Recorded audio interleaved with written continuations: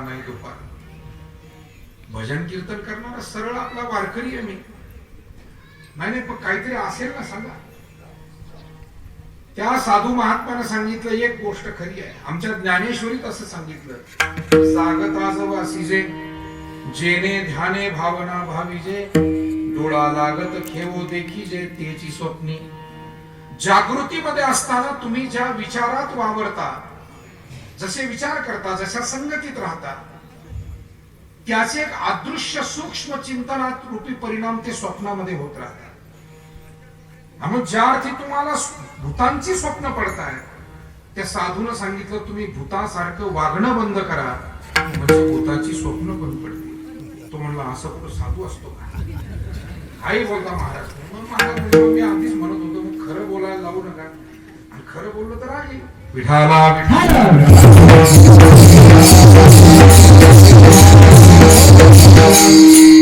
बसलेल्यांपैकी आपल्याला कोणाला जर का तीर्थाचं स्वप्न पडलं असेल, कोणाच्या स्वप्नात सद्गुरू आले असतील, कोणाच्या स्वप्नात परमात्मा आला असेल, तर समजा तुमचं अंतकरण तुम्ही व्रत उपवास नामस्मरण देवधर्म पोथी पुराणानं पवित्र केलेलं आहे. कारण आरशामध्ये तोंड केव्हा दिसतं, जेव्हा तो स्वच्छ केला जातो. आणि तो जर मलिन असेल तर त्याच्यामध्ये चेहरा दिसू शकत नाही.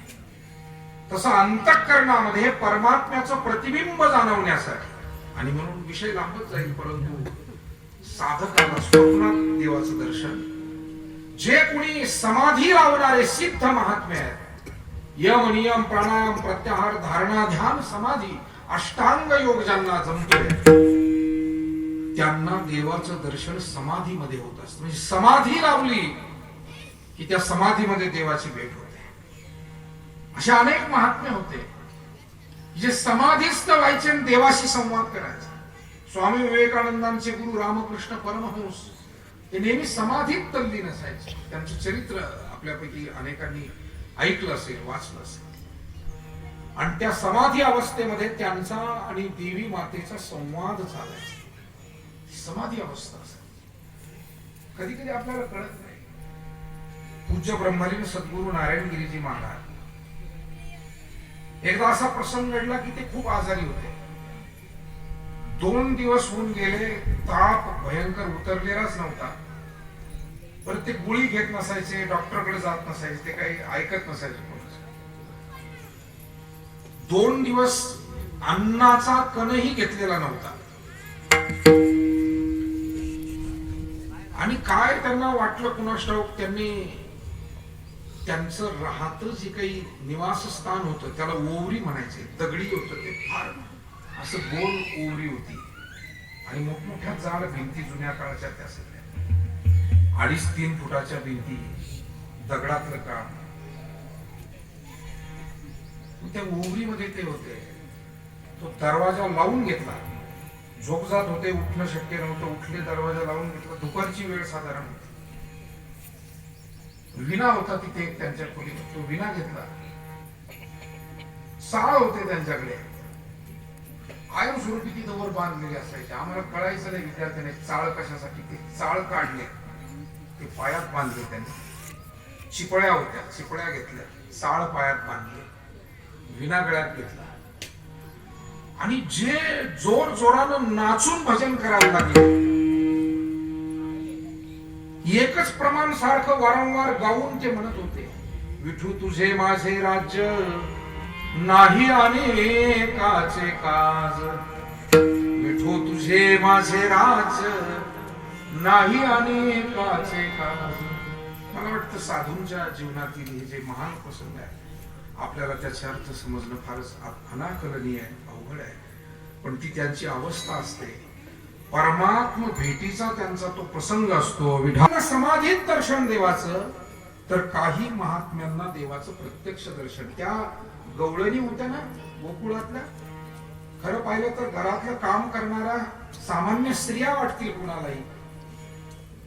यमुनेवरून पाणी आणावं, स्वयंपाक करावा, घर सारवून घ्यावं, झाडून घ्यावं, भांडी धुवावी, कपडी धुवावी, मुलं लेकरं सांभाळावी, गाईचं शेणकूर करावं, गाईची धार काढावी, दही दूध तूप लोणी हे विकायला जावं, असं हे त्यांचं घरकाम ठरलेलं होतं गवळणीचं. पण त्याच गोपिकांचा अधिकार काय होता तर एक गवळण म्हणते, शुकाचार्यांना जो परमात्मा ध्यानात समाधीत पाहावा लागतो, आमचं भाग्य असे की आमच्यासाठी तो प्रत्यक्ष आहे. शुकाधिकाची ये हृद काय जे शुकाचार्यांना ध्यानात पाहावं लागतं. आम्हा जोडले ओन साधन वळणारे आम्ही तेवढ्या भाग्यवान आहोत. आम्ही काय फार साधन केलं नाही, पण काय संत कृपा असेल, काय पूर्वपुण्य असेल ठाऊक नाही, आम्हाला तो परमात्मा भेटला. सहजची पाचारिता येतसे धावून. गवळणी म्हणाले आम्हाला समाधी लावावी लागत नाही देव पाहायला.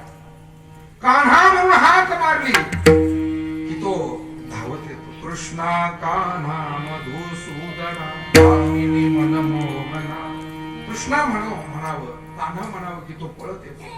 आणि म्हणून सांगण्याचा भाव असा आहे, अदृश्य एक शक्ती आहे आणि ही अदृश्य शक्ती आपल्याला विचारांच्या संस्काराच्या रूपानं मागच्या पिढीकडून पुढच्या पिढीला मिळते. मला हा मुद्दा सांगायचा आहे. संतांकडून किंवा आपल्या मायबापांकडून जे दृश्य मिळतं ते काही टिकेलच असं नाही. मी आपल्याला मोठं उदाहरण सांगतो. प्रत्यक्ष भगवंतानं सुदाम देवाला सोन्याची नगरी दिली आणि श्रीकृष्णानं अर्जुनाच्या निमित्तानं गीता सांगितली. आता या घडीला दोन्हीतलं काय शिल्लक आहे ते सांगा. सोन्याची नगरी दिली होती, साबळे साहेब आहे का ती? गुरुवर्य नारायणगिरी महाराज म्हणायचे, आता आमचे आदरणीय कांबळे महाराज इथं बसलेले, बाळकृष्ण महाराज, खूप चांगली मंडळी सगळी, या परिवाराचं प्रेम तेवढं आहे. आम्ही सगळे जण नेहमी कथा सांगतो, ऐकतो, पण महाराज जरा वेगळ्या पद्धतीने सांगायचे. ते म्हणायचे सोन्याची नगरी होती सुदामदेवाची, पण कालांतराने लोक येऊ लागले. सुदामा एक भक्त होता, त्याला एक सोन्याची नगरी मिळाली, पण लोक यायचे प्रसाद म्हणून थोडस घेऊन जायचे. महाराज लोक यायचे प्रसाद म्हणून घेऊन जायचे. अशी प्रसादावारी सोन्याची नगरी संपूर्ण. सोनं संपवतील यात काय नव्हतं. माऊलीने चालवलेली मातीची भिंत होती ती सुद्धा संपवली आणि ती नंतर प्रतिकात्मक बांधावी लागली.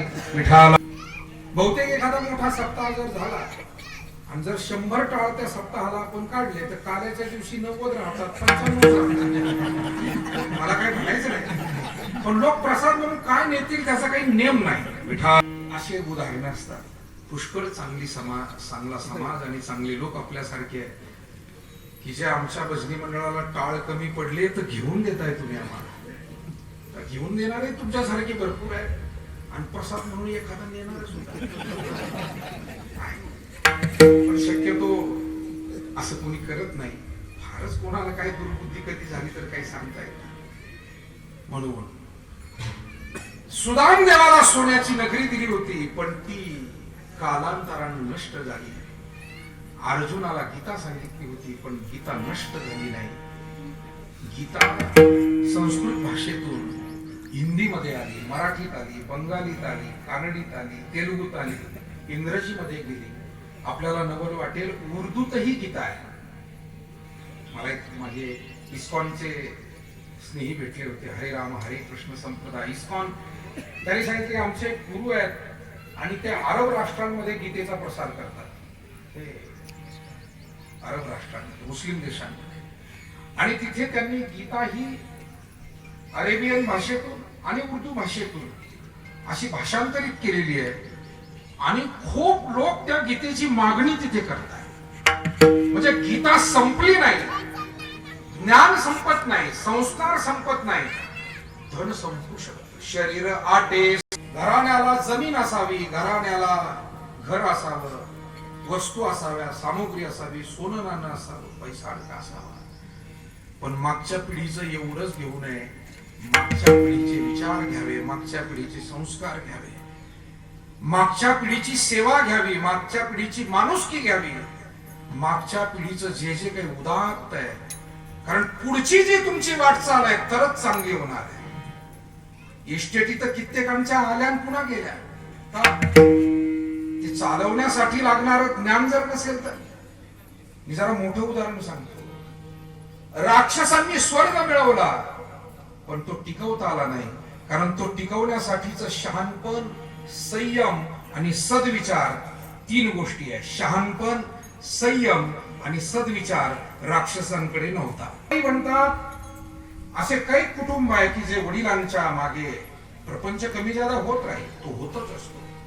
प्रपंच हा त्याचं स्वरूप आहे, कधी कमी होईल कधी जास्त होईल. पण वडिलांच्या आईच्या मागे जर पुढच्या पिढीने तो विचार संस्कार जतन करून, ती माणुसकी जतन करून, ती सेवा जतन करून जर वाटचाल चालवली तर ती खरी गोष्ट मोठी असते.